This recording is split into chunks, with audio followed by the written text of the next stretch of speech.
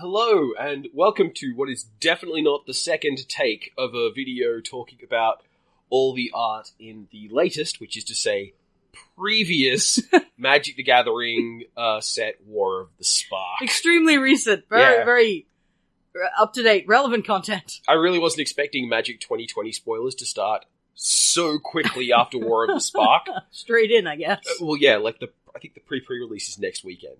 Fuck me. Yeah, it's just all go. Alright, well, as long as we get this released before the weekend, we're still current. Technically speaking, that's the plan. So hi everyone, Fox and I have opinions on character design.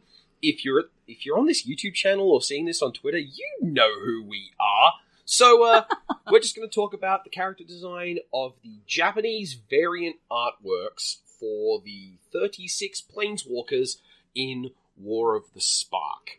Let's be honest, mostly I'm gonna have opinions on character design, because I'm the one who said, hey Twitter, should Talen and I rate the Japanese alternate art Planeswalkers in terms of how much we want to smooch them? And I just want to note, Fox is the one who's doing the rating system on this one. I am keeping my opinions on this as low-key as I can. That's what I'm saying. It's gonna get weird, because I'm weird. My sexuality is weird. Yeah. But, rest assured that I shall be fairly judging these new waifus. No, I don't know where this is going. This was bad. This was a mistake. Waifus and husbandos. They're all waifus to me. Well, that's true. And also, if you go waifu and husbando, that creates an unnecessary binary, which necessarily creates a problem for Ashiok, who creates a problem for you. But we'll get to that. Now, there are 36 characters, which means that to keep things going at a reasonably even clip, we're going to try and do each character in 2 minutes or less. Oh, this is news. Yes, I got a timer. Alright, well, he's going to try and do every character in 2 minutes or less. I'm going to take as long as I damn well please. That's true, and I'm mostly going to sit there with my hand near the microphone going... Wrap up. Yeah. Alright. I'm talking about my waifu. In this collection of character design assessments, we have a 4-tier system. The top tier being the best, and the bottom tier being the worst. And we will give you the names of the tiers when we get to them. So, we're going to go roughly in order from the least dateable by Fox to the most enticing? Indeed, we are. Excellent. And we are going to start off in the bottom tier of Fuck You. Alright, this is a special tier I had to create because I realized there were some characters where no matter how hot they were, fuck them! Not that kind of fuck either. Alright, so first off in the Fuck You basket is Sarkhan Vol. Sarkhan Vol, you make me so damn angry. I loved cons, you ruined everything, I am very mad at you forever. But the real reason I hate you is because your design would be so hot on a lady, and I can't get over that. Alright, I want you to be a hot lesbian, Sarkhan Vol. How dare you? And let's just amend on this one. This isn't just because he's got no shirt on and you're looking at girl with her titties out. You would want a top. No, this you would be in my top tier life goals kind of look. I'm very into the brawny warrior, tight top, loose bottom kind of layered belts and scarves kind of look he's got going on. Yep. Spears are always cool weapons. That chest on a woman. Damn! Man, fuck this guy! He's even got colored hair. I hate this guy. Get him out of my sight. I forgot to actually talk about the artwork, didn't I? Yeah, but you talked about his outfit, which is part of the artwork. And well, yes, but I'm also going to add that is a lovely artwork. I really like the color. I really like the vibrancy. It's beautiful. It is exactly the right amount of realism versus cartooniness that I would put in a game that's supposed to be about a serious as Magic, as opposed to what Wizards normally chooses to put in a game that's about a serious as Magic. Yep. Moving on. Next up, we have Domri Raid. Domri, you are the worst anarchist ever. Yes. Little fucking punk suck up, go kiss up to a fascist daddy dragon. I hate you. So, on the note of character design for Domri, I like a lot of what Domri's outfit suggests about the setting he's in. What I don't like is the way that it all comes together to form someone who kind of looks like buff Rufio. Oh my god, he looks like Rufio! Yeah, well, if I thought he was cute before, I do not anymore. Fortunately, I didn't, and that's helped by the fact that he's a literal child at last check. He's like 16. Okay, well, young enough to be questionable at the very least. Yeah, and like, for a start, comparing to Rufio means you are trying to stack up against Dante Basco, so not a good competition to get involved in. But also, the artwork here, the rippling swollenness of that chest, that just prodigious bulk he's got going on there, means that 16-year-old head does not look like it belongs on that body. I think trying to make Domri Raid look like a buff Gruul dude is just a losing proposition from the start. Like, he's never gonna look like any of the ridiculous tower of muscle ogres and shit. So, he should look like a scrawny little kid who you don't expect to be able to kick your ass. And he doesn't. He looks like a chonk with feathery leg warmers. He also does look a lot in the Japanese artwork like someone's Berserk fan character. Also, I don't like this artwork very much. It's not giving me a whole lot more than the original. It's a bit too realistic for my taste as well. So it's just a whole lot of nothing. He's missing every note. Goodbye, Domri Raid. Rest in peace. Is that a spoiler? We're current content, remember? Next up, we have Nicol Bolas, God Pharaoh. Okay, look. I'm talking about the art later. I'm just gonna start with, I hate Nicol Bolas. I think he's a terrible character. He's the worst plot twist ever. He is just sitting behind every story going exactly as planned. And I fucking hate that character. They're tedious. They're not usually well written. You're not compelled to write them well because you can always just say, oh no, he knew this was gonna happen. No, don't do it. It's lazy. It sucks. Don't ever do it. So, he would be in the fuck you bucket even if this artwork was amazing. This artwork is not amazing. No. This is not, it's so wrong. This is not a dragon standing upright. This is like a freaky dragon mannequin in the form of a human, but not really. And the angle on his chin looks so weird. I assume he's got like the pharaoh chin thing going on, but which I do not have the proper name for, so I'm not going to try. Apologies if anybody is upset by that. I didn't do the research, my bad. But it's not a good look on him. It just emphasizes the fact that this illustration of him has the face of a frog. Mm-hmm. I would also point out this looks an awful lot like the box design artwork for a blind bag version of this character. You're saying he looks bootlegged? He looks like a really cheap bootleg. Blind boxes are not usually cheap, shitty toys. Blind boxes are usually a cut above Gashapon, but much less expensive than boxed figures. Next up, we have Nahiri! Oh, Nahiri, you broke my heart. Before Fox goes in on the lore stuff, which is why she's in the fuck you bucket today, this character looks like she escaped from Kingdom Hearts. Yeah, she's got a proportion thing going on here, which is a little bit Kingdom Hearts, a little bit World Ends With You. Yeah.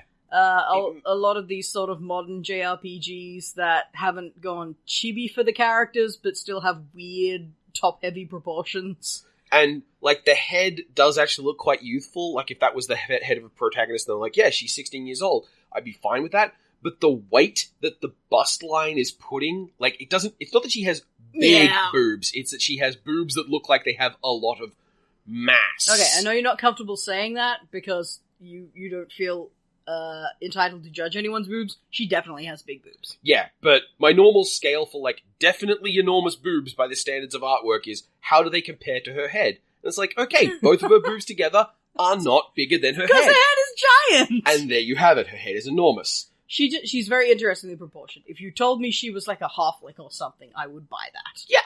She looks possibly not human in her proportions. So how do you feel about Nahiri, Fox? Oh god, she makes me so mad. I like her concept, I like her outfit, her costume design has always been really cool, and this artwork, aside from the youth problem, is not bad. It doesn't match well with its companion piece, but we'll talk about that when we get to it.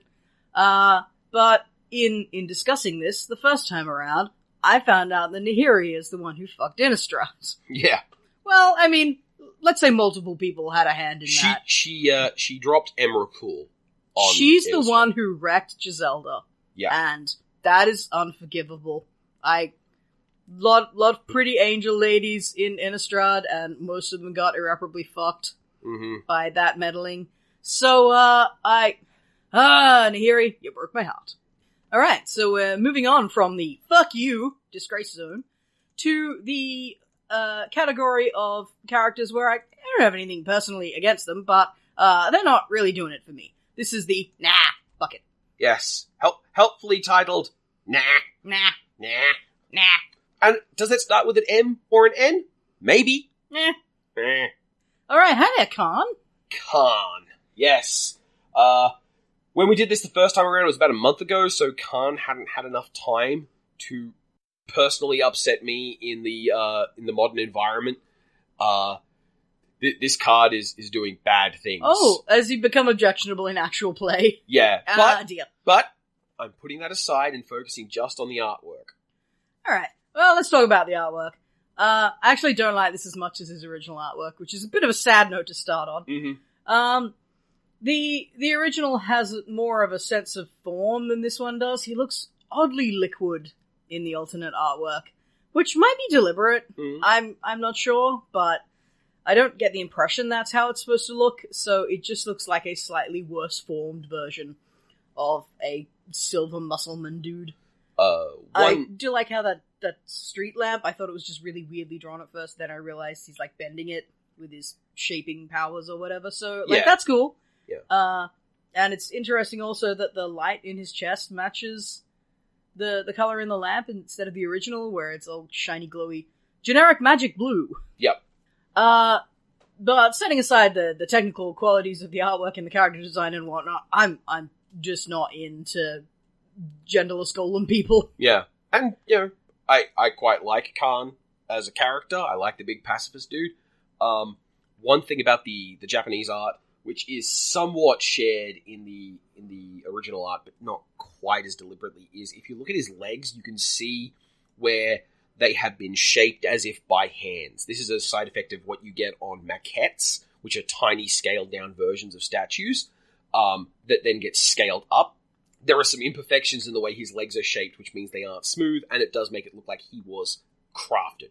I do like that. You're correct. Well, this would depend on how he's supposed to have been formed, because the original looks more grown, which is what you might get if you were, like, an organically shaped, self-metamorphosing kind of golem character. Yeah. Whereas the alternate artwork looks very chiseled. Yeah. As in, like, actually carved out with a chisel. So I guess that depends on your preference. By the way, I'm going to rescind my earlier statement. It's not that I'm not into genderless golem people. I'm not into genderless golem people who look like bald muscle men. Like, if you have a look other than that, we can talk. Rightio. Next up, we have Eugene, T-posing dragon. Why is Eugene in this? Oh, right, because I don't have any personal vengeance or vendetta again. Is Eugene a him? Yeah, right. Ugin is a him. Look, it pays to ask. I do like this artwork. It's, Ugin is a very pretty color. And I like feathery wings on a dragon for a sort of novel take that is something that isn't just copying Todd Lockwood from 1998. And look, you can do worse, but go on. No, I understand why that look became so popular. This Todd Lockwood dude, he can draw a dragon. Draw a dragon, yeah, sure. On the other hand, though, those hands are weird. This happened with Nicole Bolas as well. I don't think they have a good grip on how to draw dragon arms. What? A good grip. Oh! Ignoring you. One thing I would like to point out with this Ugin design, like the character design of this that's really bad, is how tiny his head, how tiny his face is in terms of real estate. When you have an inhuman-shaped face, which Ugin does, it means that the details of your face, the position of your eyes, nostrils, and mouth, are all going to be part of your expression. And you've got to try and make shots of the character where you can see all of them at once. And in the Japanese artwork, they're all very close together, so you do get an expression, but it's also tiny on a big head, which means it has this kind of almost gremlin-like... His face has gotten even smaller in this version. Yeah. Like, it's small to begin with, but comparing the two, yikes. Yeah. It's a Ugin of the tiny face. Yeah. Gremlin. Also, the motion of the hands, I don't know what's supposed to be going on there. It doesn't look like he's pointing or holding or, like, blasting power. I don't know what he's supposed to be doing. He's meant to be opening a hole in the space above him. No, I'm not asking you. But I'm just saying, like, that does not look like that, does it? It does not, no.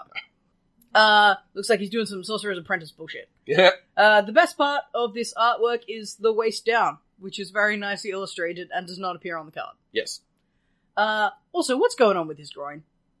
Seriously, we've got wispy loincloth kind of magic mist action going on there, and I understand. I also do not want to draw Dragon Dick, especially on an artwork that's going to Wizards of the Coast for publication in a family-friendly game, but what's going on with that? Get out of here. Are you saying Ugin needs truck nuts? No, I'm saying Ugin has no need to veil the place where his non-existent truck nuts would be. Alright. Next up, Davriel, Rogue Shadow Mage. Oh my god, you are so extra! This guy is so goth, he Look at this shits guy! bats. He's got skulls on his skulls! So, he stole the mask from Corvo from Dishonored. He stole the chest piece from Skeletor. Castlevania ass motherfucker. Yeah. Look at his little danglies. He's got these whips coming off his coat like pennants all over the place, and they've got little dangly skull baubles on the end of it. It's like he collected a whole bunch of skull keychains. This is like, I get it, you want to be a goth GF, but you're taking it too far. You're at about a 14, and I need you at maybe a 6. Yeah. Davriel's, I don't like this look. I don't think this character is particularly cool looking, but I will at least say I'm impressed to the degree to which this character has committed to it. Like, in universe, sure. This guy got up in the morning and he dressed like this. This isn't like, oh, my magic shapes this stuff. Like, these are clothes. Are they, though? They're awfully full of motion and turning into smoke for clothes. Possibly. I don't know. Anyway, it's a good artwork. I like the sense of presence, the angle, the powerful war doing some kind of gloomy spell shit thing. Yeah. I like it better than the original. But, as far as date material goes, oh my god. No, it's fine. For a second there, I thought he was also holding a sword that had a little skull bauble on the end. Which would have been the saddest fucking thing I ever saw. Wouldn't it just? Alright, moving right along. Moving along to a big one. A big one who's down here in the Nope category. Ooh, yeah, let's caught some controversy today. So, who's this? It's Liliana Vess. It's Liliana Vess, as drawn by hallowed master of Final Fantasy artwork and character design. I've forgotten the name. Sakamoto? Yoshitaka Amano. Amano.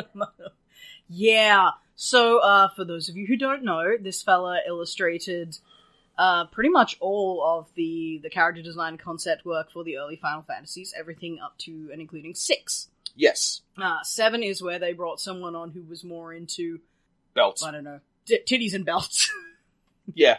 And guns rather than swords. Yep. He likes him a gun. Can't remember that guy's name, it has escaped me briefly. But bear in mind, for what it's worth... Nomura! Tetsuya Nomura. I was going to say, for what it's worth, Nomura and Amano are definitely names. Like...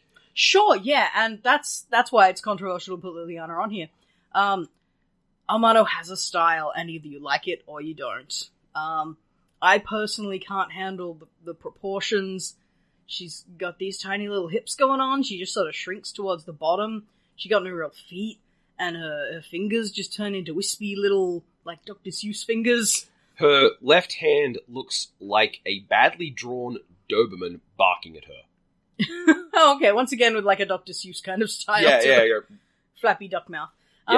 Yeah. So, like, Liliana's a very fun character, and normally I have great respect for her tremendous bisexual dom energy, but, this version of her, I absolutely cannot.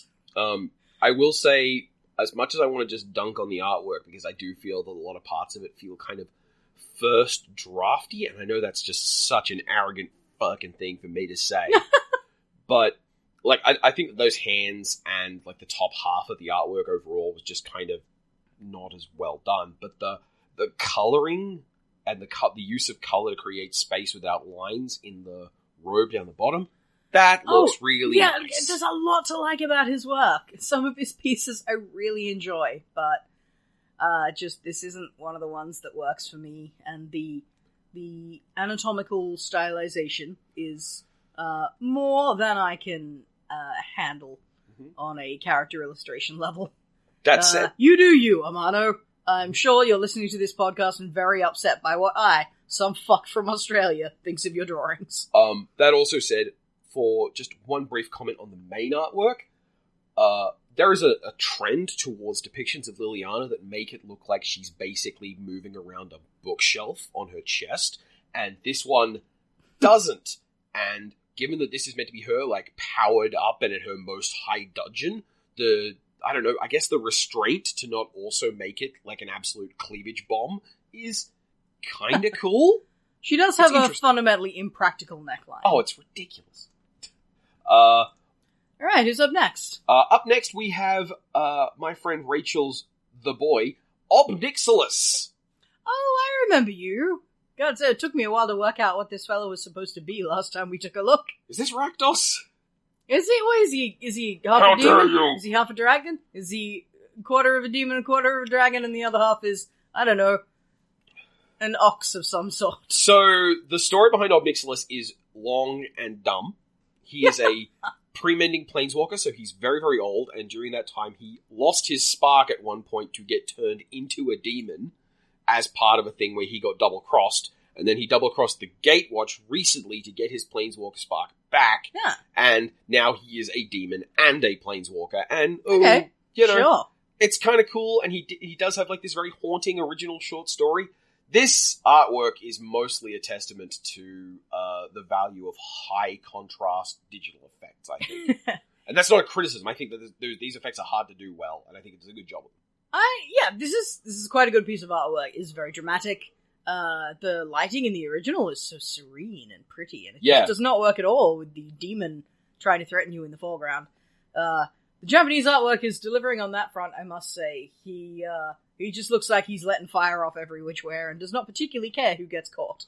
One last cool detail about the Japanese artwork is notice the use of the lightning bolt on the left upper part of the artwork to contrast with the dark, powerful red on the lower right. That means you have cool power, which is very distant and natural, and then you have his power, which is very much the opposite of that. Also, as far as the dateability stakes goes, he basically has no face. Yeah. In the Japanese artwork, like, all you've got is the fire in his eye and the fire in his mouth, and because those are both open, they're dominating that entire space inside his helmet. So, like, all you've got here is, hello, I'm a demon. Yep. And, sure, there's definitely going to be people for whom that works. I am not one of them. So, nah. Ha! Next up. It's Dog Friend. Yes, we have here... Yulin? Zhang Yanggu. Zhang Yanggu. Mm-hmm. Yulin is someone else. That's the girl in M20 who you've got a crush on. Shut up. Yes. So, this is Zhang Yanggu with Mowu, who's going planeswalkies. Now, obviously, you're just going to say up front, this is a child. I do not want to date him. Yeah. He is super cute, and I love his doggo. Uh-huh. And I'll pat his doggo. In this Japanese artwork, I want to help this guy, feel that he is supported and encouraged in his creative endeavors so that he can finish his high school exams. I want to waffle his hair and feed his dog wholesome green free treats. Yes. And then send him home to his parents because, again, he looks 14? Yeah, when I was, 12, I would have had a considerable crush on his little cutie. Yeah. The artwork of him in Western version of the card makes it a little more clear that he's meant to be a young adult and not a child. But it's nowhere near as cute though. And I love the stylization in this artwork. And we're not talking about that. And look at how good Mowu looks. This is my perfect amount of anime. Yeah. Is it, you turn up the anime dial? Yeah, just a little... On one end over here, you've got, Digimon characters and shit, and on the other end, you've got boring, realistic stuff. Yeah, very, very slowly adjusting a dial up and down, saying anime, and watching the crowd like the price is right. Yeah, that's it.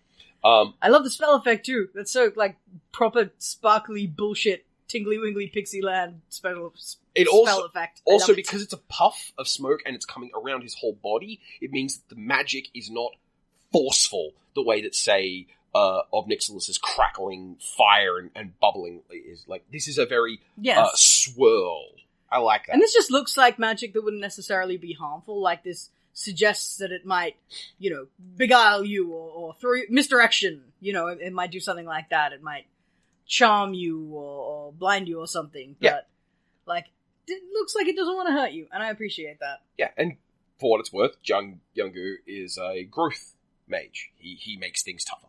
Anyway, next up, and I think of course he does. last... That's how dog gets swole. Not last for this category, almost last for this category. Second last, Angrath. Hi, buddy. I think I made this character for forum role-playing in 2002. He's not a complicated concept. His name is Angrath, which is angry and wrath. Yeah, you stayed up all night on that one. Yeah, I did when I was 19. I'm really kind of disappointed with Angrath, because I feel like you could, with just a pinch more self-awareness, this could be a really, black comedy kind of character. He's got that whole, I just want to see my kids. Yeah. Which is endearing. He's an Arrested Development character. People like angry dads. Uh-huh.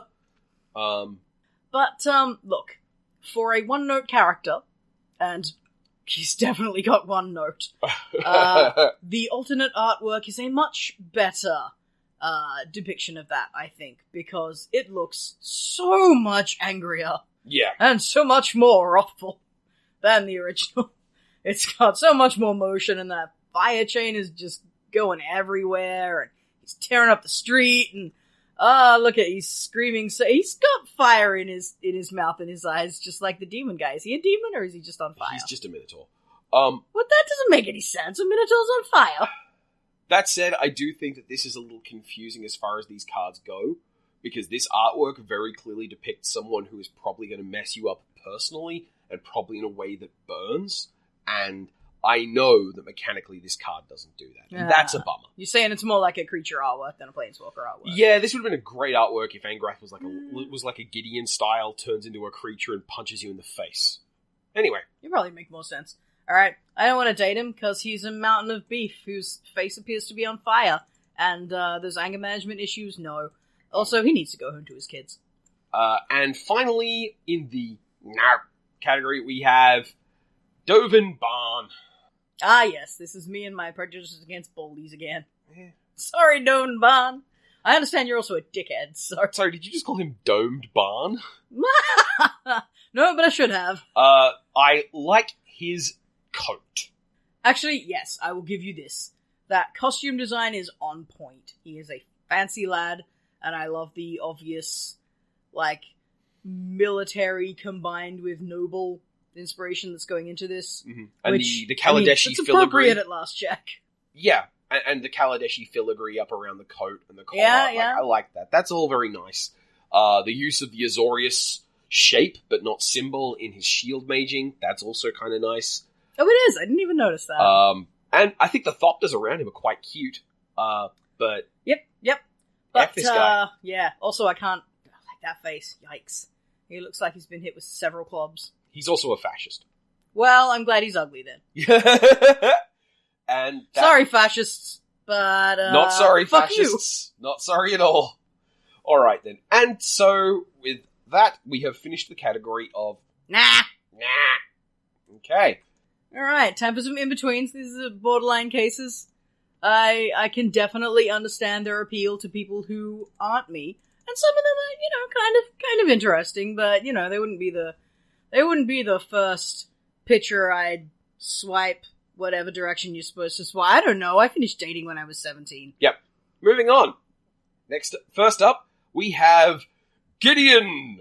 He's such a good boy. Just Gideon. I thought you were going to add his title on the end. Gideon's such a good boy. That should have been the last Gideon card. No, that's when they bring him back as a dog. Oh, reincarnated as a dog, Gideon! Come on! I date that. Planeswalkers. That was a weird thing to say. That was a really, really weird thing to say, and yet supremely you. I feel like it's a universally acknowledged fact these days that most men would be improved by being a dog. Wow. Okay, anyway. I said most. Just say, I just have some things I need to understand about my relationship. Not all non-dog men. Okay, so, This artwork is depicting, like, a really specific moment where he's, like, diving through the air at the target, and he looks like a badass, and he's wielding a black blade, and his face looks like a third pectoral. This is not a great artwork. It's trying to do something really hard. It is trying to do something really hard, but the perspective feels all wrong. Like, it feels like it was an upright shot that just sort of got tilted, and that sense of moving forward through the lines of attack is just kind of lost on me. I don't feel like it quite gets to where it wanted to go. Yeah. If you took this shot and removed the effects and removed the motion lines, which I know is changing the artwork, but if you took this pose, it does look like he's leaping off his back foot and his front foot is there to take the position. So if you took out all the motion lines and everything, this would look to me like he was doing a big exaggerated panto step with his front foot. Yeah. It doesn't look like he's lunging. It doesn't look like his bottom foot is particularly off the ground. It's kind of weird and unbalanced. I don't care for it in terms of attack poses. Also not the most flattering face I've seen on a Gideon, you are correct. He is very square. Yep. That is a square face, which is going to do it for a lot of people. As Nietzsche said, rectangular in mind and body. Yikes. He's definitely square in mind. Yep. Also, that hand is another case of messed up perspective. What's going on there? It's just not as forward as it wants to be. Yeah. I also like when Gideon has slightly darker skin than this. This is a somewhat pale Gideon. Yeah. And I realize that changes with the artist and with the scene lighting and all that kind of shit, but he, My personal preference when it comes to character design in Gideon's skin tone is when he has been in a setting that is very sunny, he is visibly really dark.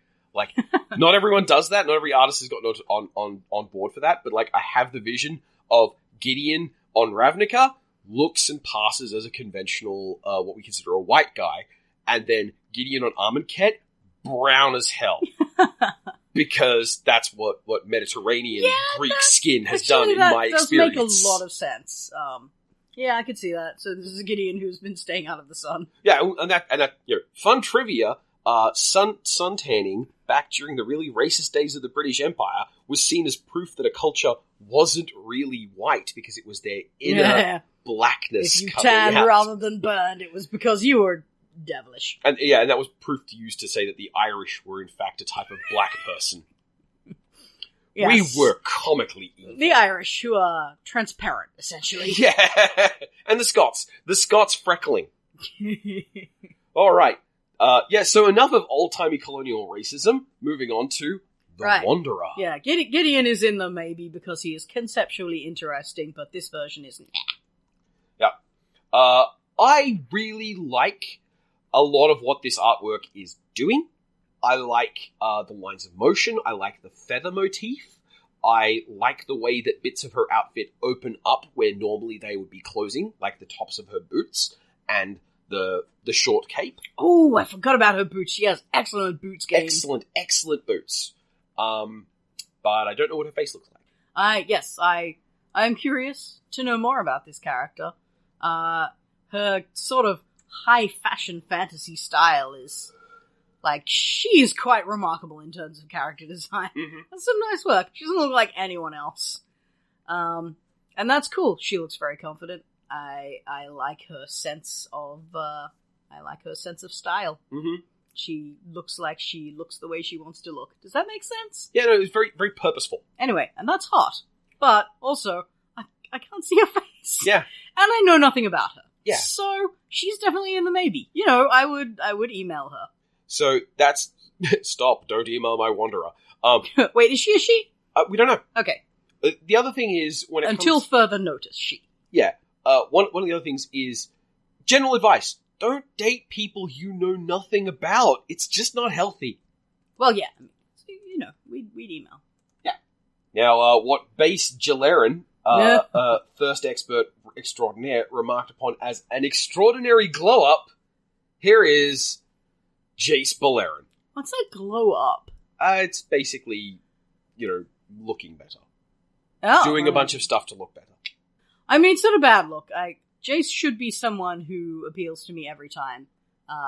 Yet, they have not made one that appeals to me yet. I I should like an emotionally crippled nerd boy. Yeah, who has like almost Evangelion levels of self-doubt. Yeah, like that's my jam. Yeah. But I don't know, they keep trying to make him look a bit too cool and manly. Kelly Diggs once said to me that the central tension of Jace is that he wants to be a good person, but thanks to beating his memory up so much, he doesn't know what that means or if it's possible. And like that tension at the heart of a character is fantastic. Yeah. And I don't get any of that with this guy. This guy's just a cool belts owner. Yeah, every time they illustrate him, he looks like this guy who just is completely chill and knows what he's doing and has pretty bad fashion sense. What's going on with this outfit? So many belts. He's got like a loincloth that matches his cloak, but then above the waist he's just got belts all the way up, like it's some kind of, like they wanted to do a corset, but they weren't willing to commit. And then his pants are like, he's got this off-the-hip look, but he's wearing skin-tight under that, and they clearly don't know what to do with them. Other than that, they're just trousers, and he's just wearing like business shoes. What the fuck is this Jace doing? They had to put him in belts instead, because at this point they were planning on removing the corsets. Oh my... Excuse me, I need to smack Talen over the head with a bullet journal. Goodness me. Oh, I'm so happy. Well, you've just made this Jace even worse. He's getting penalized for your terrible puns. Oh, right. That's, yikes. Get you some better fashion, Game Boy. Yeah, and, you know, basically, fan art Jace, he's an adorable sweetie. Standard Jace, they have to do too much with him. It's hard for them to make him look as cool as we want him to. Yeah. He's getting a maybe because I'm thinking of all the things he could be. Yes. And then weighing that against all the things he is definitely not yet. He could be Shinji Ikari, the illusionist. And I would date Shinji Ikari in a little blue mage cloak. Yep. Alright. So cute. Next up, we have Jaya Ballad. Grandma Flames! Yeah! Yeah! Not into old people. Sorry. No, that's accurate. That is the sole reason she is in the category. She rules so hard, and I mean, like, if she's extremely good. I'm not ready to date anyone's grandma. Like, if she put the hard sell on me, I probably would have a hard time saying no, but I wouldn't go out of my way. And I like the look she's got going. Oh my god, yeah. Mid-sleeve length bolero jacket, cut-off gloves. She's rocking cut-off gloves! Yes! Yeah! That is extremely the 90s child in me talking, but that's who I am, so I'm gonna let it talk. I love braids. Uh-huh. Goggles. I love her many layers. She's got goggles. Old lady wearing goggles. Yeah, grandma goggles. I love the padded, armored outer skirt on her clothes. Yes, actually, she's got that quilted armor look going, which is pretty neat. A little bit weird for a pyromancer, I guess, but... She's gonna have a lot of flying around collateral molten things. Actually, yeah, that kind of stuff is good for fireproofing as well, weirdly enough. There's a reason she wants to be covered as much as possible, because she hits things and sparks fly, and no one says she's fireproof. Okay, legit. Outside of the dateability assessment, I really love the contrast between her and Chandra. Yes. Because she has this really, like, much more old-fashioned books we grew up with kind of fire wizard look. Yes. Whereas Chandra has this full-on, like, mage punk thing going where, like, she is fire. Yeah. Super cool contrast. Jaya also has excellent boot game. Yeah. The buckles on the boots. Sorry, the buttons on the boots. Such good boots. Yeah, like, they're a little bit extra, but they are extremely cool.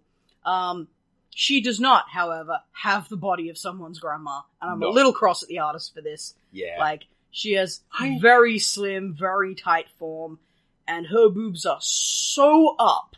Like, you could not get a normal 25-year-old with boobs like that without some kind of, like, dedicated support. Look, I can't tell.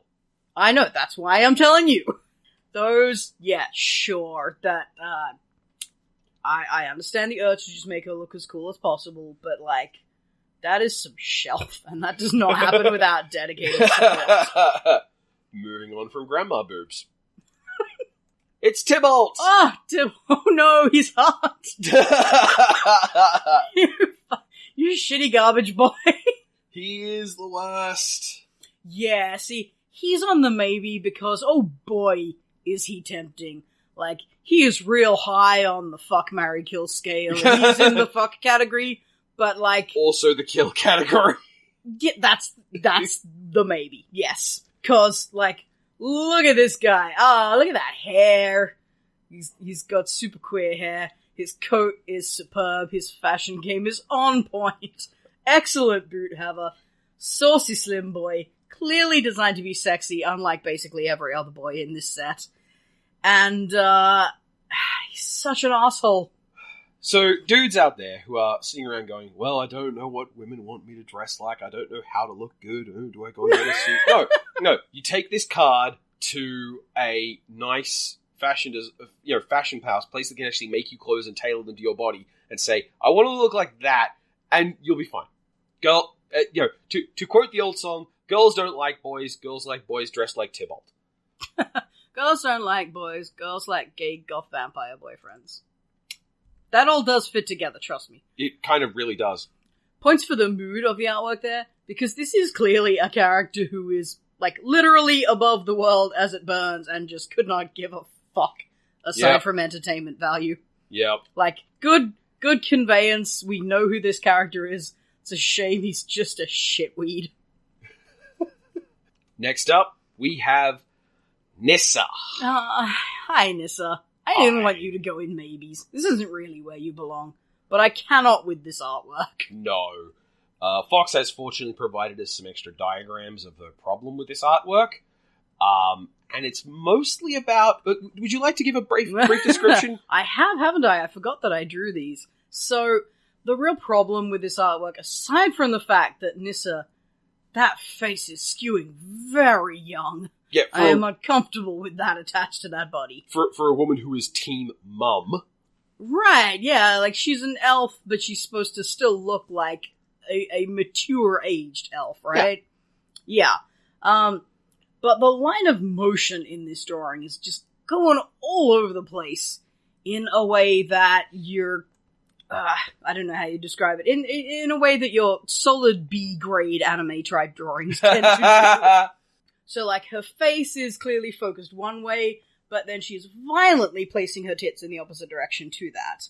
And then swinging all the way back to make her hips point the same way as her face. Like, if they were both focusing on a point, it would be just be on the end of that staff. But why do your hips and your face point at the same thing if the top of your body is going the opposite direction? It's a mess. And those legs, the hips are weird. Weird hips. If you had a little customizable minifig statue, like a lot of artists have these, you've probably seen them around. If you've got one of those, little mannequins. Your little mannequins. If you have one of those, you absolutely can make it do this pose. You totally can do that. The problem is that it's not doing anything natural. The only reason it holds that pose is because you told it to hold that pose. It's not doing anything. It's not representing anything. I kind of disagree with you. Yeah? But only because those figures tend to be made out of wood. Oh, yeah. So they have a non-squishy limb. Yeah. And she is squishing in her arms and her legs so tightly. Yeah. That I don't think you could make that pose with something that didn't have squishy flesh bits there. And even then, it's kind of a stretch. It's not a good figure. Which is a shame because the rest of the artwork is super pretty. Yeah. Like, I love the greenery. I love the lighting. I love the color tone of the piece overall. Very different mood to the original. It's not a powerful piece, but it's exceptionally pretty. And in the background there, you see that big tilted off-center thing? Yeah? That's Vitu-Ghazi getting up to clean house. Is that what's supposed to be happening in this Yeah, picture? that is the biggest, oldest tree in Ravnica, animated by Nissa, about to stomp some zombies. So that's very cool conceptually, but that also means it's not getting high marks for conveying what's actually going on here. No. Oh, well. Look, yeah. I would date another version of Nissa, but this one is not it. I would be worried about how her hips work. Rightio. With that little special long form aside on things like line of motion. Oops. Yep. We have... I actually checked to make sure that I had these in the right folders. We have a Johnny. Right, this is one that's very difficult to tell which was the original and which was the alternate if you didn't already know, huh? Yeah. Well, I mean, one of them would have Japanese text on it. We're only looking at the artworks. Fair enough. Yes. So Ajani. Yeah, it's not a very good alternate artwork. I like the softness of it and the sort of basily kind of look. The shiny edge of that axe has a really nice, like, fuzzy light Yes. kind of effect to it. It's almost like it's got the soap opera filter. It's pretty funny. But, like, it has nothing like the sense of movement and purpose of the original. And it's not a great shot of Ajani either. Like, he's doing that full-on lion snarl, but his proportions are just a little bit weird. He has a very small head there. Yeah. In the Western one, this is actually obscured by the frame. Go look at the original artwork, or indeed, just look at the video. Why am I telling you to go look at something else? But in the artwork, that bit. Check out the fact that in his hand, he is holding the head of an Eternal. Oh, right! Whose body is several steps behind him. So on the way through, Ajani just went, yoink! Squash.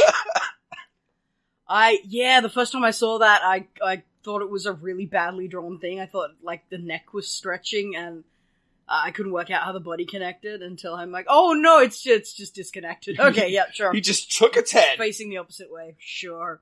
Also, Squirrel Friend. Who would choose the artwork without Squirrel Friend? Yeah, so, like, Ajani, there's nothing wrong with Ajani. I would... Ajani is a nice boy. He's also kind of a dad. I would braid his mane. Yeah. But, like, that particular artwork has not a lot to recommend it over standard Ajani. Not my thing. Standard Ajani! Next up, we have Soren Markov. Soren Markov? What the fuck are you doing in this folder? I'm pretty sure you belong in, yeah. Well, that's my fault.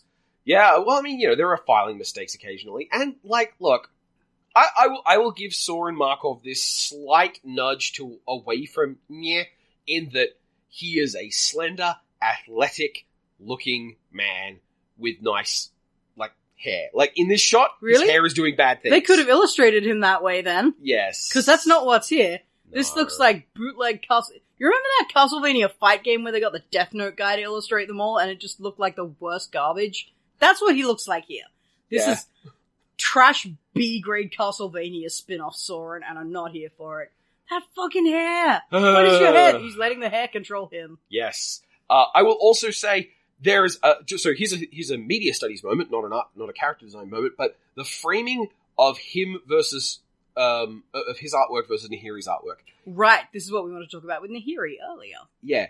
The artwork of his, you see there are chunks of Nahiri's powers. Like, these two artworks are complementary. They're the two characters facing each other, and you are the camera standing between them, looking back and forth. Yeah, so, like, this has Soren, like, rallying his magic to fight back against Nahiri, who is clearly where the point of view is situated. We are in her head for this shot. Yeah, and you can see chunks of Nahiri magic in the foreground that is the frame.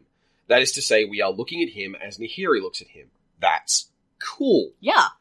And it's cool that it's a counterpart to her piece, which is clearly in the same location, using the same power from the opposite point of view. But what's the problem with it, Talen? It means that her frame is also her power, which means he's not in her shot at all, which bothers me. They made these to match, they made them to be mirrors of one another, and they fucked it up. Yes. One other thing that really pisses me off, and this is a nerdy nitpick here, though. They're in a cathedral. Yep. There are no Ortsov symbols, no Ortsov symbolism anywhere around them. And he is standing in front of a stained glass window with room for a circle design. If they had put the Ortsov symbol, it would have been a black halo around his head. And they didn't! That's some powerful imagery to pass up on. And I'm so annoyed by that, even though, I mean, no one says they had to. It definitely lends weight to my bootleg Castlevania theory. Also, Nahiri's pose in contrast to his, she's like doing this chill, laid back kind of, come and get it. Kinda. That's not her mode for this story. I've read her intro piece. Yeah, no. Nahiri is 10 pounds of angry in a 3-pound bag at the moment. She and has been for years. She is so mad at Soren. Yep, so they messed that up. Yeah. Anyway, it's Soren. looks like he's from a shitty glam rock band that wants to be vampires. Get out. Next up, Teferi. Sorry Teferi. modern, sorry vintage, sorry legacy. I've been mad at Teferi for many years on account of a lot of his cards should have been green.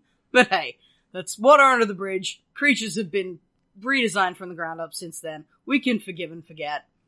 And Teferi is a very snappy dresser. Yes. You can tell he's a time mage because he clearly has 16 hours every morning to get dressed. Like, he's very not my kind of guy. There's gonna be a world of, like, Idris Elba fans being like, ho ho ho. Yeah. But, setting that aside, his style is on point.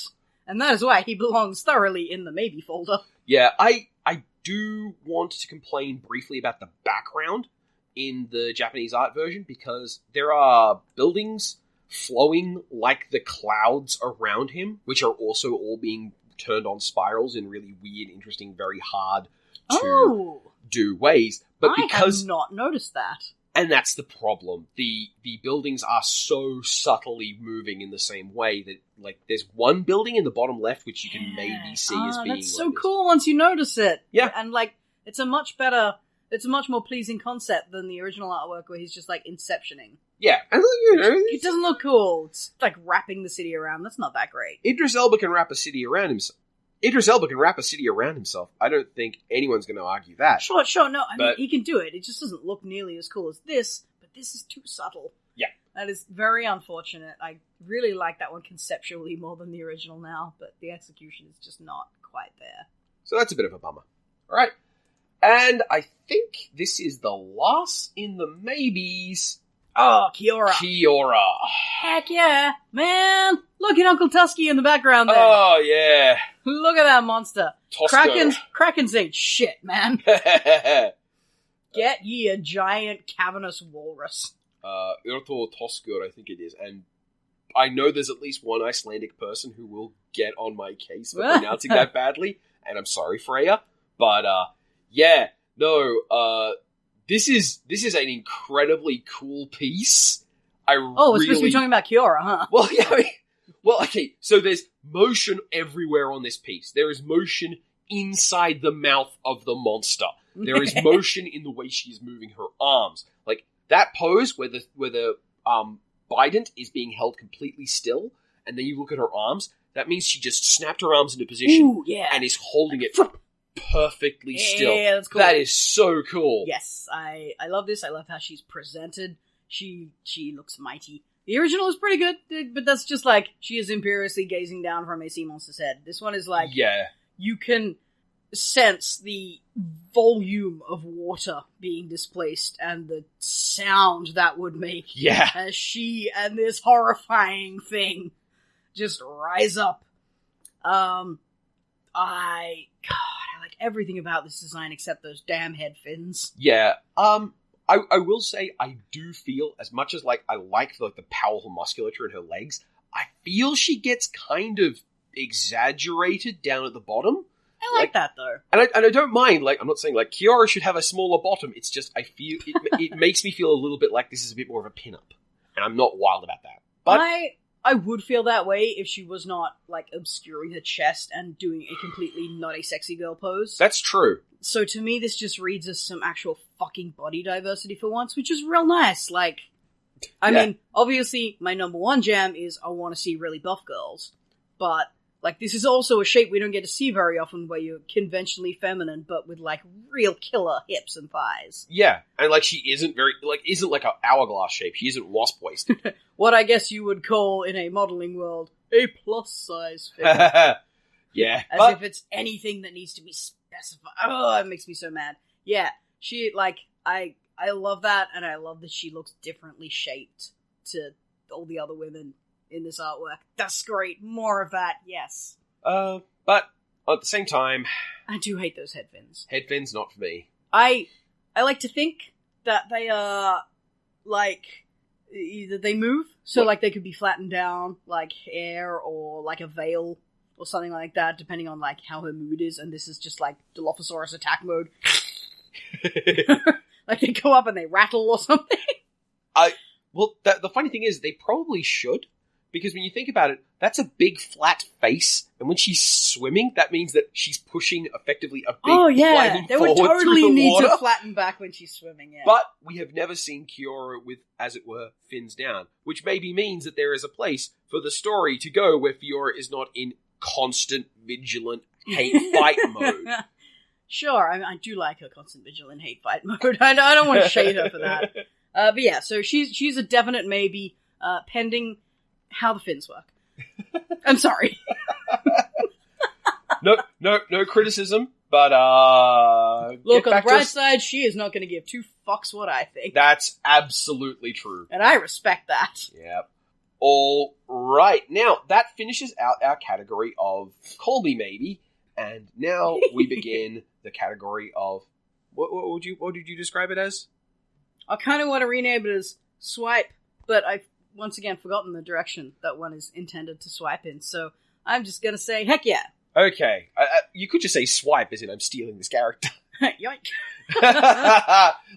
like a Johnny with the skull. Well, I sound a little bit predatory now. Yeah, good point. Okay, so... Okay, this is just Teo. people I would definitely go for that first blind date with. Why talk like that? I've never dated in my life. I think our first date was sometime after we got married. Anyway, so, first up, we have Teo, Shield Mage. Oh, he's a cutie. He's a cutie. I like his hair. I like his earring. I like his fancy boy outfit.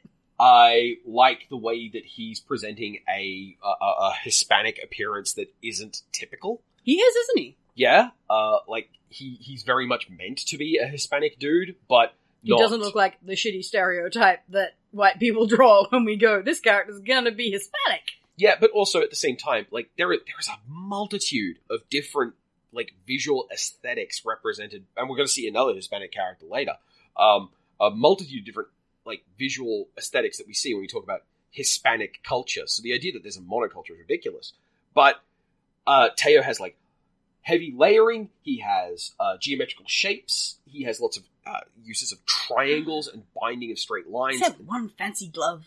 Yes, he has one special fancy glove. Oh, this guy's exactly the right kind of extra when it comes to costuming. And it lets him project a shield. He has a shield glove. His whole power is that he makes shields.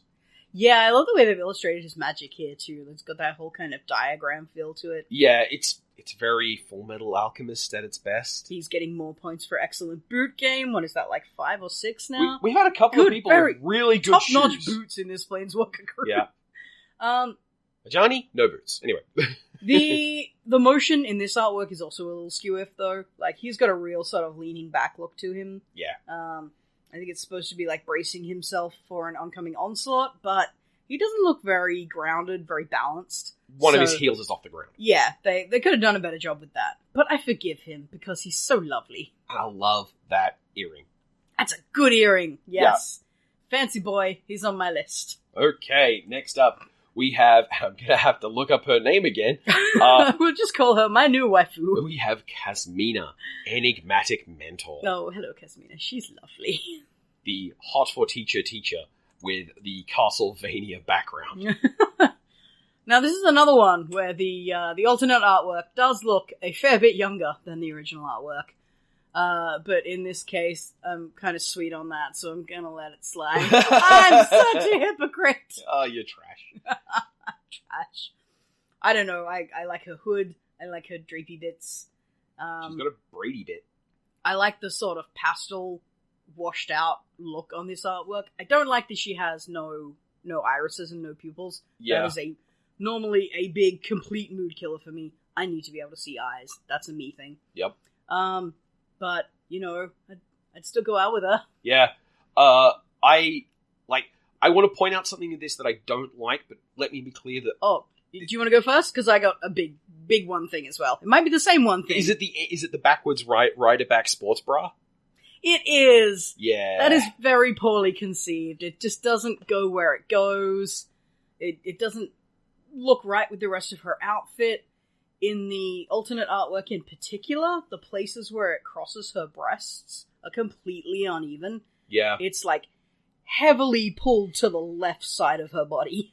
That's not right. That's not comfortable. That's just a rookie mistake. Yeah. And I don't like that mantle above it either. The upshot of this is that it makes that, rather than look like a separate piece of fabric, which the original design makes clear it is, that blue looks like painted onto the surface of the fabric underneath it. And then you have to ask yourself, what is it showing? And that's a bit weird. I don't think it is fabric. If you look at the original artwork, it's clearly metallic. So I think that's an armor plate. Oh, yeah. And she's got like a chainmail is what's Oh, man, that's actually there. so much cooler, yeah. Yeah. But it just looks like it's made of lycra. Yeah. On the alternate artwork, and that is not a good look. It's got that kind of 80s gym look to it, where you just would wear a sports bra over the top of something else, and why? It's not good. Why? It's not good. So basically, I would take her shopping for a slightly nicer outfit. Teo might be willing to help us, because his fashion game is on point. Yes. Let's make a date. Next up, oh my goodness, we have Narset. Oh, yeah, what is she pretty? Brief shout out maybe to, if he's watching, Corey. Narset is a canonically autistic planeswalker. Oh, is she? That's cool. She is again from Khans of Tarkir. She's from Dragons of Tarkir, the alternate universe version. And now Sarkhan Vol's evil actions have made us choose between Narset and original Khans. He is the worst! He's just the worst. Oh, he's getting more points taken off of him for forcing this terrible choice upon me. But look at Narset. Oh my goodness, that outfit! Holy mackerel! Yeah, that is also extremely extra, but I like it so much. Yeah. I don't know if it's intended, but I love that those, like, veil bits appear to have writing all over them. Like, I really hope that's, like, a spell incantation or something, because that would be so cool. Yeah, or a meditative chant. Yeah. Like, words, basically. Yeah. I want it to be words. One thing I quite like about this, and it's... this is a thing where I, an holistic person, am going to make a comment about something that may not ring true for autistic people. Noted. I'm very sorry, but... One thing I have been told is that hyperfocus is not uncommon, the ability to really intensely focus on getting one thing correct. And that makes this super elaborate, symmetrical outfit such an interesting thing, because there are so many ways, like putting this on of a morning might well be a meditative practice in and of itself. And I think that's really cool. I hope that rings true. I hope it's not me sitting from the outside going, oh yes, they've done such a good job of representing you people. But, yeah. Well, let's say that's the thing that we could observe about this character, regardless of what we know about her mental... Mode. That's a good word. Yeah. And that may or may not dovetail with the experience of someone who is on the spectrum, and it would be cool if it did. Yeah. But it would also be cool even if it didn't, because Yes. that's just a cool concept. Also, boots and gloves. Yep, she's scoring on the boots game. And even though her eyes are glowy, Top-notch boots. she does still have very faint pupils. You can still see. Oh, that's nice. Yeah. I might be able to turn it off, and I could actually look in her eyes. Ah, that's lovely. Yeah. Also, I love this puffy sleeve tight glove thing. Yeah. That is an extremely me character costuming thing. I love it. Yeah. I can't get enough of that shit. Very cool. Alright, so moving on from Narset. Oh boy. Vivian Reed. Ah, Vivian. So... She is super cool. Yeah, she's badass as hell. Normally, okay, here's the thing. I'm going to give you a little sneak peek into what the next category up might be, because there were a lot of these characters I had to set aside for more like life goals than somebody I want to smooch. And normally Vivian would definitely belong in that later category, but this particular art of her, I feel, is emphasizing that feminine edge a lot more. Yeah. And thereby becoming something that is more interesting to me as a date than a goal. Yeah. It is a boobs and butt pose. I am not wild about that. Look, it has not crossed the borderline, which is we can only see one butt cheek. Yes. That is a pose you could do. Yes. It's not a great pose. It's a little bit gratuitous. Its line of motion is a little questionable. But it's not a massive tragedy. And it is using the motion of the leg and the motion of the cape and the speed lines of the magical arrows to at least convey that this is a single instant in transition. This isn't a pose she's meant to be holding. Yeah, well, they never are. Yeah. And personally, I don't accept that as an excuse. It could be... Oh, man, she got them boots too. Sorry, Real good boots! I distracted her by moving the artwork so she saw the boots. She also has very cool costume design. I like it. I like that she actually has the single shoulder chest guard archery getup going on, which is less evident in the alternate artwork, unfortunately. She should definitely be covering her boob a good amount more. There is a pleasant asymmetry to a lot of stuff that they do with Vivian Reed, which is less obvious in this Japanese artwork. Particularly, Vivian Reed has the side of her head shaved. She has one large shoulder guard. It would just be a little nicer if that was more obvious. No, I would have liked the shave to be more evident. Like I thought her hair was just swept. Yeah, no. She has the what is it? The powerful queer signaling of a side shave. I do love me some side shaves for exactly that reason. Yeah. I love this artwork so much, though. I think she looks like an absolute badass. I don't know if that artwork conveys badass to me. It's more like cool but also pretty. Which is, I mean, that's a good thing too. Endless arguments about Sailor Moon have taught me that while I saw it as, you can be a superhero, but you have to wear a cutesy poo-poo school uniform, that other people saw that as, you can wear your cutesy costume and be a superhero. Don't worry, it's cool. Yeah. So, respect for that too. That's fine. One final thing is that Vivian Reed summons the ghosts and spirits of animals that she's rescued that passed on. Yeah! And this artwork carries none of that. That's a bummer. Yeah, that is a damn shame. That's something, again, in the original, definitely. One of the things she can do is she can shoot an arrow at you and it turns into a panther on the way. And how is that not the coolest power? I defy anyone who's ever lost a pet to be like, oh, that doesn't interest me. That wouldn't be that cool. I don't even care. Alright. Now, okay. Okay. Who is this? This is someone I had never met before. Alright, so this is Ral Zarek, who about this time last year I actually had listed on my personal internal don't say it in public list of worst damn things about Magic right now. Really? I really didn't like Ral Zarek. Part of why I didn't like Ral Zarek is because that he was part of the plan for Nicol Bolas to take over Ravnica. He was beholden to Nicol Bolas. Boo. And he as a character was just this infinitely smug, really unnecessarily extra. Well, of course, I can make the doohickeys do that. He basically came across as a tech bro. He does project powerful smug, which is unusual for a lightning dude. Normally they're all fly by to the seat of their pants. Yeah. Is there a nice way to say mad science? Goofy science. Yeah. And he was an is-it goofy science guy. Inadvisable science. There we go. That's what I'm gonna say. And I had a lot of reasons to not be happy with Ral Zarek. And then War of the Spark happened, and we got a handful of pieces of flavor text. We got... And I remember looking at a bunch of flavor text and just going, alright, fine, I guess I'll like him.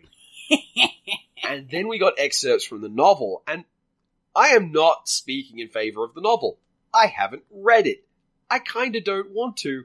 I have to do a lot of reading already. Past experience indicates that reading magic novels has diminishing returns. Yeah, I'm just not that into it as well. I mean, I have to read so much. I have to read so much. Let me do things other than read. Usually, the stuff that makes it onto the cards and into the microfiction is of a much higher quality than the full-length novelizations. Yeah. I'm gonna tactfully say that. Yeah, shout out to Alison Lurs and Kelly Diggs and basically everyone in the creative writing crew for the past couple of years, most of whom, as I said, aren't getting to do that anymore, which is a bummer, but I love their stuff. But Ral Zarek in the books is finally shown in a little more depth, and we revealed that, one, he's gay, and two, his boyfriend is a very straight-laced, buttoned-down good boy who's doing the books, and Ral Zarek is his infinitely extra boyfriend. Love me a queer odd couple. Who who, amongst other things, doesn't like walking on the ground and instead uses lightning bolts to shoot himself from rooftop to rooftop, like he's springing along, having a conversation with his boyfriend riding a gargoyle. Amazing. You showy fuck. And he's just so stunningly extra. There's a piece of fan art of Ral Zarek on Tumblr where the official design, he has a tattoo of a dragon swirling all the way around his arm, and it's a very long, thin dragon, like it's an Asian dragon, and not a Western dragon like Nib Mizzet would be. And like the fans were theorizing about it, and someone said, "You know what happened?" Someone said, "Oh, dragons are gay," and he was like, "Well, gotta be on brand." Who's that kind of guy? Yeah. And it comes across in this artwork. Oh my glory! It's a bit smug face. I don't. His design is pretty good. It's more evident in the original. I think his clothing looks a lot more crisp. Yeah. It's a little looser, and there's a stiffness to the fabric that makes it more interesting. It's got more character in it. Maybe it's just that in the alternate artwork he's drenched. Because he is in a thunderstorm. Yeah. I don't know. I guess that's it. He looks soggy. Yeah. But I will never not be here for extremely extra queer boys and their straight-laced boyfriends. So, more power to you, my friend. We're not going to date, but I'm 100% here for you. And I will help you shop for shoes for the date, because you need new shoes what's his for this date. like? Show me these boots. Yes. They're fine. They're a perfectly serviceable boot. Nothing too special. I will great boot. Also tack onto this that Ral Zarek, the card... He's got nice legs. Yeah, he does. Ral Zarek, the card, cares about copying things, and he gets used in a vintage combo deck that untaps Time Vault to generate infinite turns. Is there anything more tedious than vintage combo? So I just want to say that, sorry, vintage, infinite turns and Storm are gay now. If you're not okay with that, sorry. Yep, that's too bad for you. That's the rules. Alright, now then we took ages on that, I'm sorry. We did. It needed a decent bit of explaining. Alright, and Tamio. Oh my gosh, Tamio. This alternate artwork is so pretty. Now, for some context for the listener, Fox Lee, the Moonfolk respecter, has logged on. Noted fan of Moonfolk, yes. I still have that, Saratami, was it Rainspeaker? Saratami Rainspeaker. Little promo stand-up that, she's so pretty. We have moved house with that thing twice. Yes, well. What, am I gonna not take it? That's ridiculous. You can't make me leave my girlfriend behind. I'm especially grateful for this Tamio artwork, because the original is not for me. That is way too veering realistic. I do not care for my crushes to be that realistic looking. Yeah. A thing I like about the character designing here of Tamio is, and this is where we get into media studies of like framing. Typically speaking, magic is in a lot of cases framed as a work of knowing, and we'll get into that later with a different character. Oh. And the typical way we depict that in a lot of media is like the wizard with a spell book in front of a bookshelf full of more spell books, or maybe a laboratory. You think she's just brought hers with her. And they've managed to do that in a way that shows that Tamio is, again, about knowing, but she is not knowing in that same way as the Western depiction of the library, the Western depiction of the sage. She is traveling with scrolls, and those scrolls move with her, and she's wearing an outfit that does not say, "I'm a wizard from Europe." I love that this is basically the knowing wizard completely transplanted to a different aesthetic without losing, like, okay, so you're saying it's the same archetype, rather than going, well, if we're going to make our wizard, big old finger quotes, Japanese, then we need to do a totally different style of character. Yeah. We could just do the exact same thing, but on a conversion basis kind of thing. Yeah, and I just love how that all comes together, because typically speaking, there's a lot of different ways you can take different cultures' attitudes towards magic, and this is one which still, I feel, respects a culture that cares a great deal about history and records and poetry and language and learning, and doesn't just say, as a European would do it. Right. Also, she's super pretty. Yeah, she's beautiful. I love her outfit. I love the color of that thing. That is so pretty. Mm-hmm. Like, these days I'm more of like an olive green kind of person, but like all through high school and everything, that was my absolute favorite color in the world. It's that beautiful, like, it's a green you find in the ocean, but it's not most of the ocean color. It's just like that particular little shallow bit. Yeah. When the sunlight's hitting it just right. Oh, it's such a pretty green. Well, green-blue, actually. Like, it's totally in the middle of those two, which also makes it an excellent stylistic choice. And fun thought, the word we have for that, there is a word for that you and I know, which is a Japanese word. Oh, right. That's owl, isn't it? Yeah, I think so. I'm not going to try and pronounce it, because my Japanese pronunciation is terrible. Because English is actually kind of weird in the fact that it doesn't distinguish between greenish blue and, like, sky blue. Most other languages do think that those are two entirely separate colors. Yep. One final thing is, as far as dating goes, while she is extremely pretty, she is also a mum, and she's married, and just organizing date nights around that. Like, it's all doable. Yeah, okay. Dating a married woman is fine. You could do that. They just all need to be okay with that. It's just, like, how many free nights a week do you think she gets? That's a good point. Maybe I'll just go over and, like, help her brush her hair sometimes. Yeah. All right. I wonder how that looks. And then... Oh, this is hard. Things got weird. How did this happen to me? I made my mistakes. So, I'm trying to string this together because the next line would be, and you have no face. So Ashiok. Fox had never seen Ashiok. In fact, I realized where I knew the name of Nightmare Weaver from.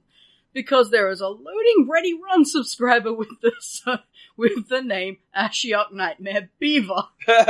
So I thought this was just a generic card, like a Nightmare Weaver from Ashiok. Oh! I didn't realize we were talking about an individual until this Planeswalker popped up. With half a face. With half a face!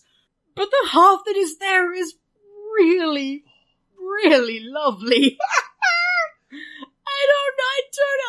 Man! Fox does not discriminate against NBs with half a face. Apparently not! You remember what I said before about the eyes being a deal breaker? Apparently not!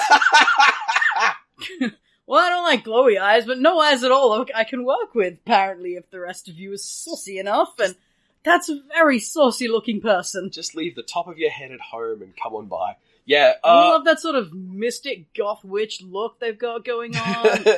Lovely, like, I don't know if that's a braid or a ponytail or what, but I love what they're doing with their hair. They're not doing anything with their hair. They don't have hair. What's that then? That's the back of the robe. Oh, okay, well, I love the wispy bit of the back of the robe that looks like a cool little ponytail. Like, don't judge me. I'm not judging you. And it's a lovely artwork overall, like the whole, like, decaying world look they got going on. That's real nice. Yeah, is this Dark Souls? This is Dark Souls, and just, like, that's a real me body shape, too. It's, like, slim and shapely. And, big hands. Like, quite feminine, but nothing specific. No it's boot real game. Nice. No boot game. Oh, they've got feet. Yep, they've got feetsies. I thought that was just a floating massive skirt. Yep. All right. Well. Ashiok is fine, and I would take them for... I don't know, what can they eat? Nightmares. It's anybody's guess. It'll be an adventure for both of us. The funny thing about this is you're dealing with a character who feeds on nightmares with a woman who is famously bulletproof against fear. Yeah. It's true I don't have nightmares. I have stress dreams. I don't think those count. No. Yeah, they wouldn't find that... They wouldn't find that nourishing. It'd be like the 5-minute ramen kind of thing. Well, maybe I'd be the boyfriend they couldn't, hurt. Yeah. I'd be like, I can't be around normal people because I would steal their soul through their nightmares. But you don't have nightmares. I can truly be safe with you. Yeah. That'd be nice. Yeah, see? Somehow I'm a hero. Alright, speaking of awesome... Oh, Kaya! she is so fucking cool. Yeah. I struggled for a long time with whether she belonged in goals or dates. Uh-huh. She might be, like, truly balanced on the point between like Hattori Hanzo's sword.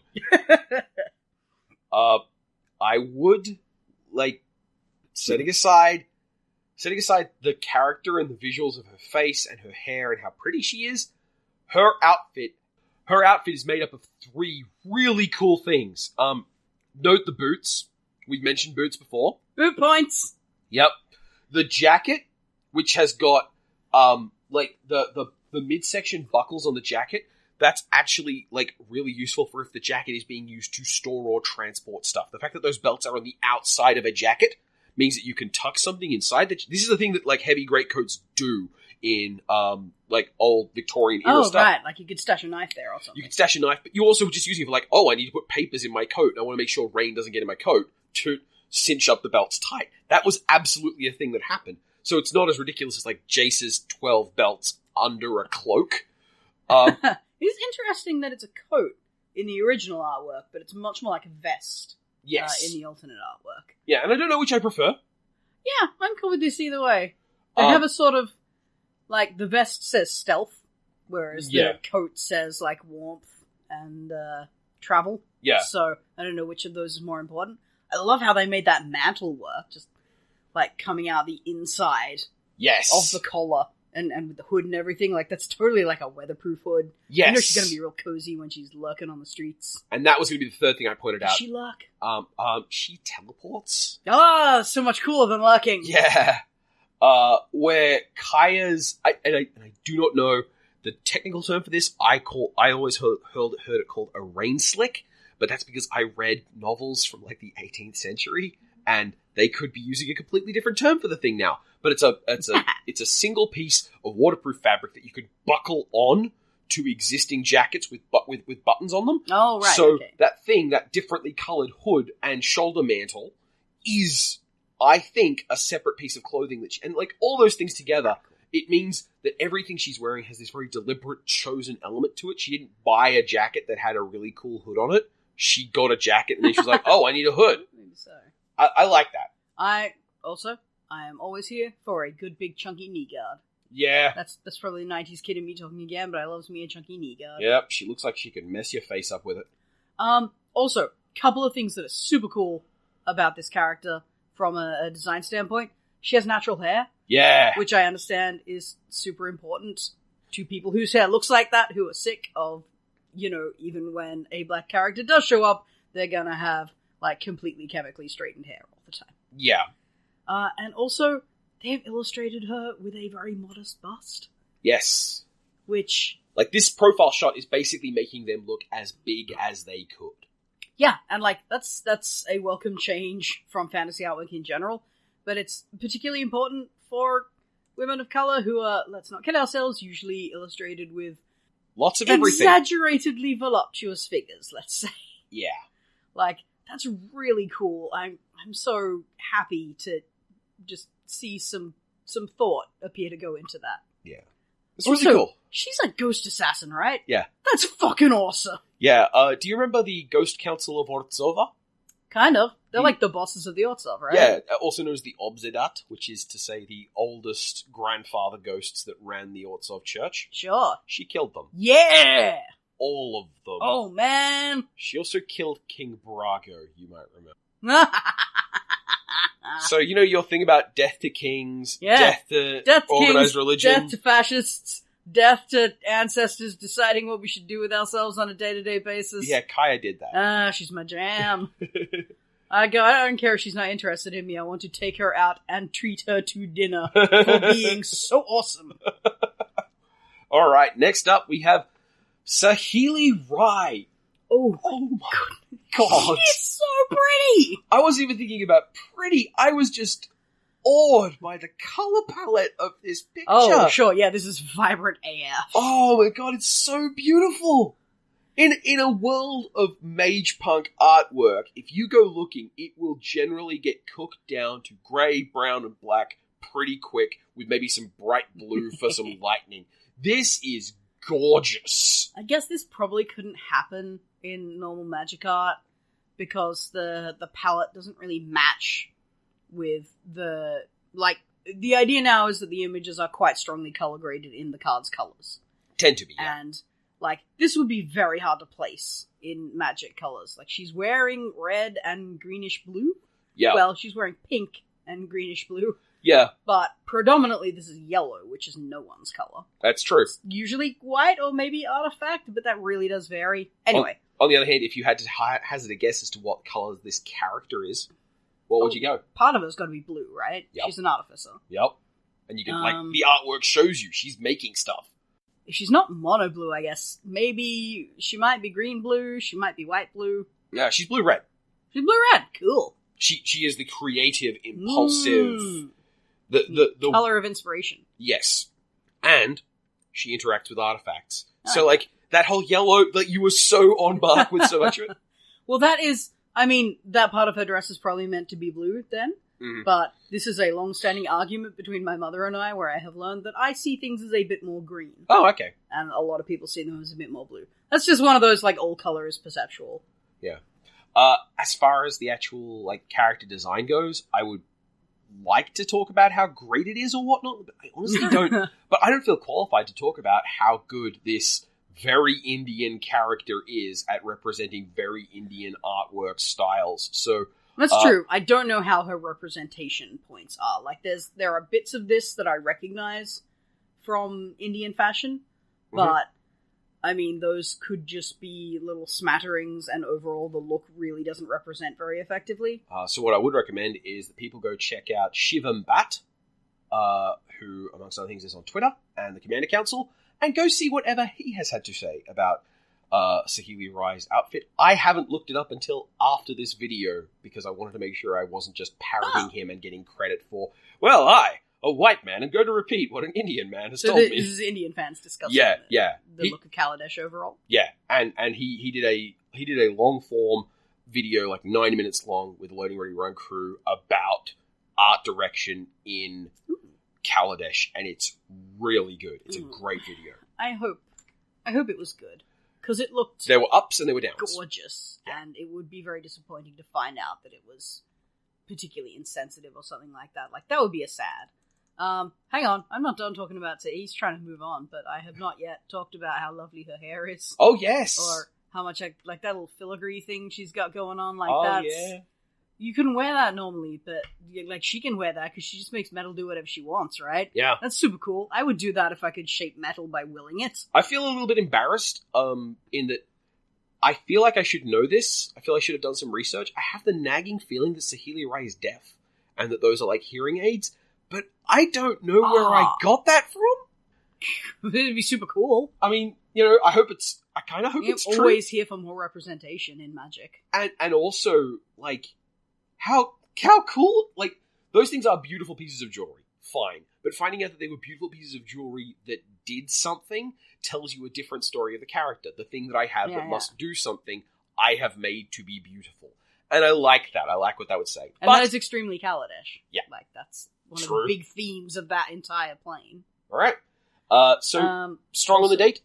Yes, and I love her choice of colors, was the other thing I was going to say. Whether it's supposed to be green, whether it's supposed to be blue, don't care. Goes really beautifully with that pink. Excellent look. Mwah! Alright. That was a chef kiss as done into a mic. Why would I do a gesture that... Never mind. Yep. Moving on. Next up, we have Vraska. Oh my god. She is totally rocking this, Queen of Rot look she's got going on. Dress of mushrooms. Don't get me wrong. I would choose Pirate over Death Empress. Yeah. If it were me. Yeah. But, I love this version of Vraska. She is so just commanding and imperious. Yeah, she is in charge. Yeah, that's cool. I respect that. Glowy eyes, though. Damn it. Yeah. There is a tiny Well, I can't look in her eyes anyway, I guess. It's a good point. One thing I like about this artwork compositionally is that we are in the crowd. Yeah. We are one of many, and we are surrounded by people who are not in focus to us because we are looking at her. I like the difference in the location. The original, we are looking at her. I'm guessing she's emerging. Yeah, from the sewers. From the Undercity. And there's an army of Gorgons coming with her. Yeah, which, that's kind of cool and stuff, but it also gives it this, dawn light kind of color tone to it, and the same thing is reflected in her dress. Whereas this one is like a, villain song number the night before the invasion kind of scene. Yeah. Like, fucking death magic going everywhere, and I like that her snakes are a lot longer. Yes. She's got super short hair in the original artwork, but this one, they're way longer, and they're, like, going off in all directions. They're having fun. I like that.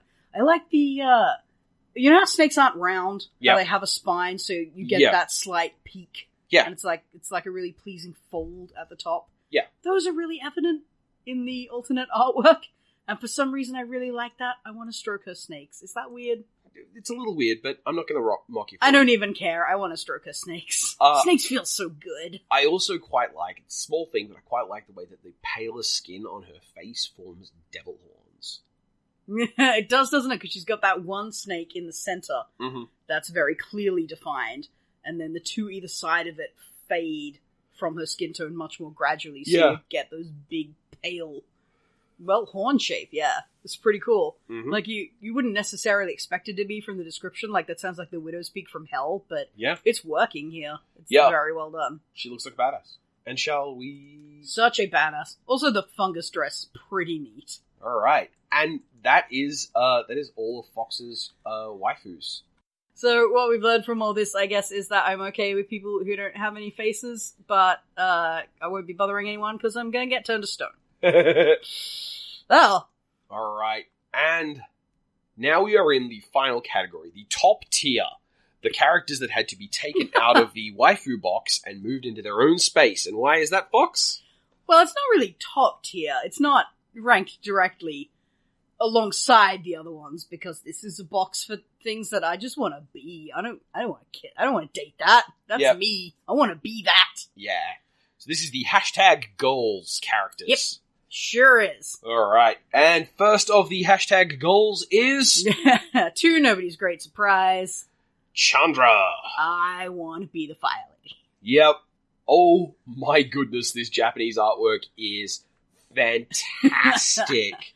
Now, she's pretty cute too sometimes, but this is a very, just flame-on version of her. Uh-huh. You even get the tops of her boots, which are really good there. Yeah, they're okay. People are going to think I have a boot fetish. I don't. It's just I have a boot fetish. This set has just been really good for boots. She is looking boobalicious in that artwork, I'll say that. Yeah, she does look really racked there, which, whatever. It's fine. Look, her chest fluctuates tremendously depending on who's drawing her and how horny they are. True. You do have the big gladiator cuff shoulder as well. One thing I like... I love lopsided shoulder guards, yeah! One other thing I really like in this case is... One of my favorite pieces of Chandra flavor text is, they started it. And it's Chandra appeals to my most gremlin-y self. And it's of a card where the artwork is a frame of a burning building and her walking away from it. This artwork is very... They started it. This artwork is... comparing it to the original is like... Look, there's drones flying around her and she looks like she might be going to set something on fire. Oh no, she's got a smoking husk under her boot. Yeah. That's cool. That's powerful. There's nothing compared to this where she is just ripping shit all over these things. Yeah. Everything. No two enemies are not on fire. That's it. That's the Chandra I'm here for. Also, I like when her hair is just straight up flame. And this version of it where it's illustrated in quite like a very stylized paint splash kind of way looks so much cooler than the sort of, photo FX smudge tool kind of look in the original. I also quite like that in one of them, she is surrounded by surveillance drones, and in the other one, she is destroying surveillance drones. Yep. Just saying, one of those activities is a lot more red than the other. Yeah, what's not red? Putting up with that shit for more than 2 seconds. All right, next... Chandra benefits from being very cartoon, I think. Yeah. Next up, we have... Talen Cord. Now, she should be the last one in this lot, because she is absolutely the top of my goals list. So amazing. I mean, I loved her ever since she existed. She's never not great. Yeah, yes. Fucking awesome wolf mom. Ex-Catholic wolf mom. Yeah, well, that's your jam. True.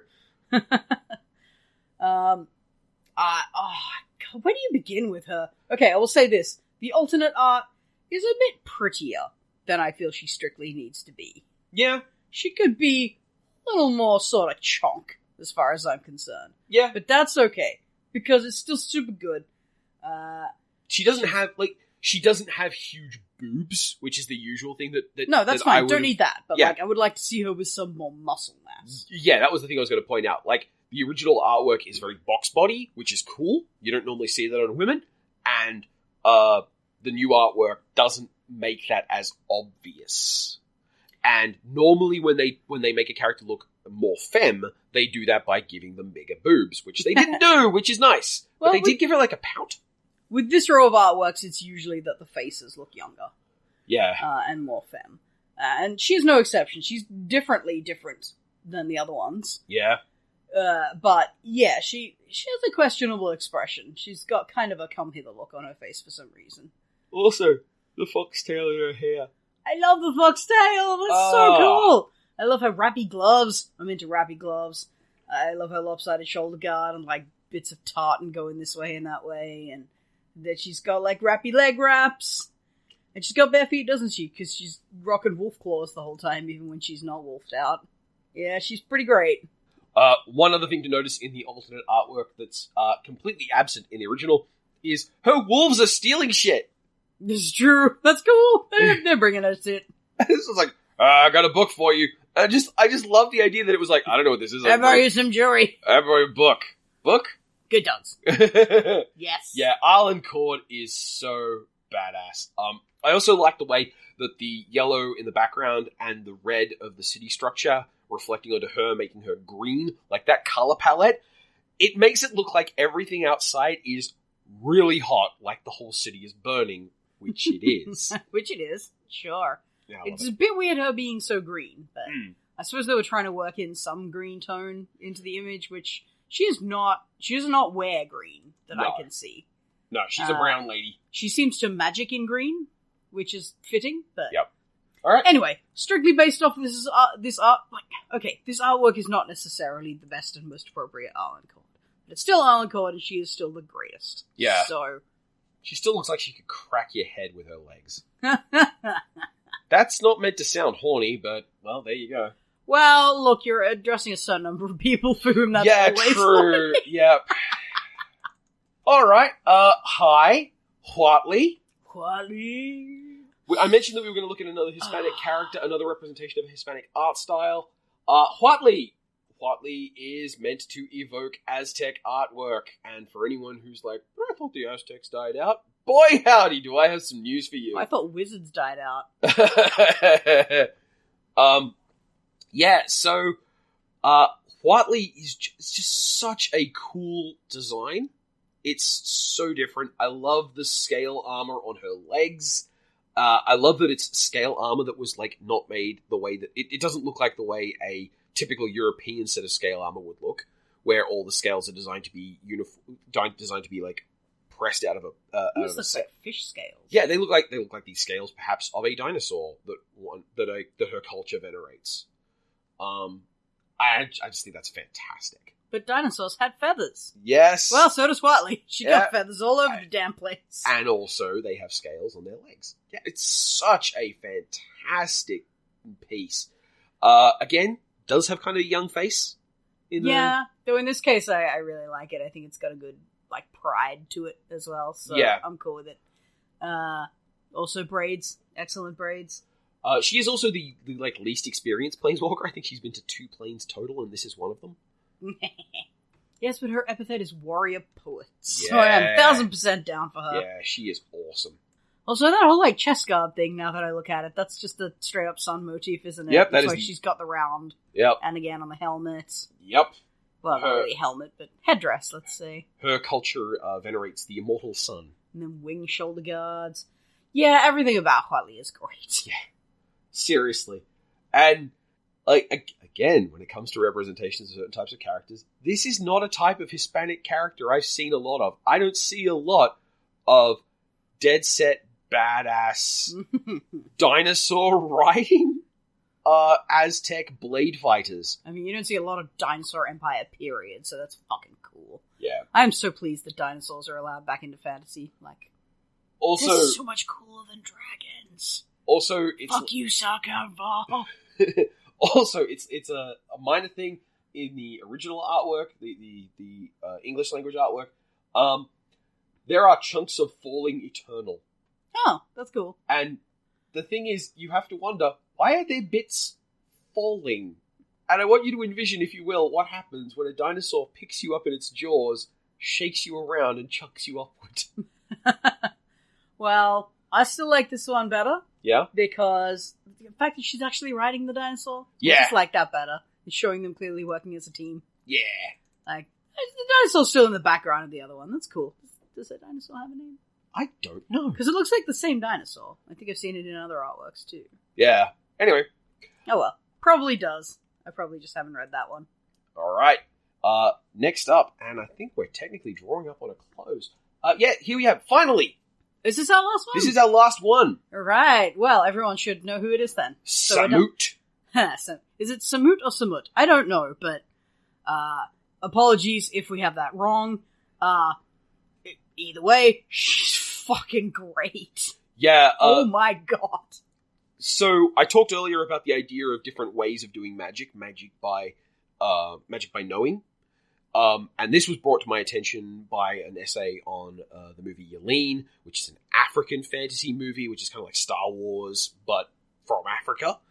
Oh, I think I know this one. Yeah, Kyle Calgren has done a piece on it. Yeah, and there's a lot of the same structure and, like, the equivalent of the same motifs. Yeah, but the important thing is that the ways it depicts magic is not knowing, it's magic of doing. And that's because that's how Mali, the country specifically, not like Africa, but Mali specifically represents its shamans, in that you don't go to a shaman and they cast you a spell. You go to a shaman and they make you an object, and the object does the thing you want it to do. It doesn't like...